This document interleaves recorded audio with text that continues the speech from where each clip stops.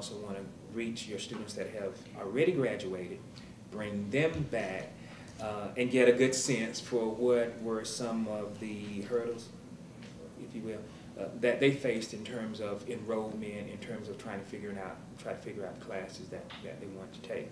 And from around there, then you can design what your curriculum should be, because what your curriculum ultimately will be would be addressing some of the hurdles that your students are going to face.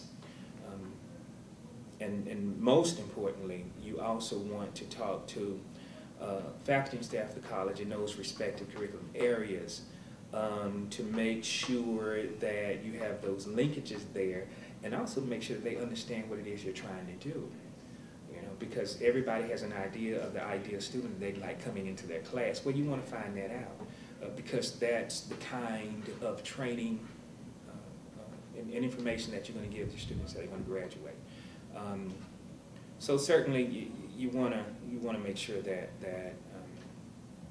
your faculty and staff's on board. Okay, yeah, that's the first thing you have to do, because I think our college prep program or transitions, I think it runs so well because it's ingrained in the program. I mean, in every instructor, all of our instructors know about college prep. All I'm saying is develop the relationships internally, because those relationships will help you facilitate your program. Second, mentoring. You must have that component, because those students help perpetuate your program.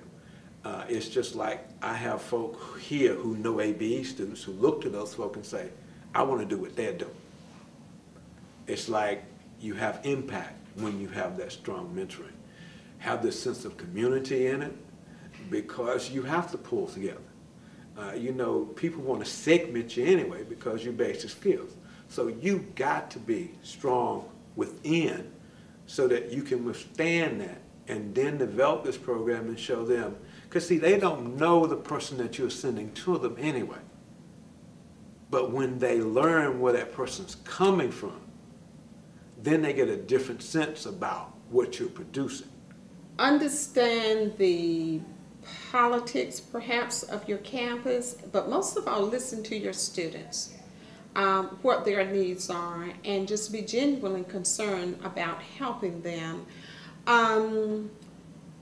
I'd also say don't get hung up on that old stereotype that we so often give ourselves as being the stepchild, because there are more people in other areas of the college willing to support us than we can even imagine. They really want to see the students move on over to their side of the campus, especially when they're well-prepared students.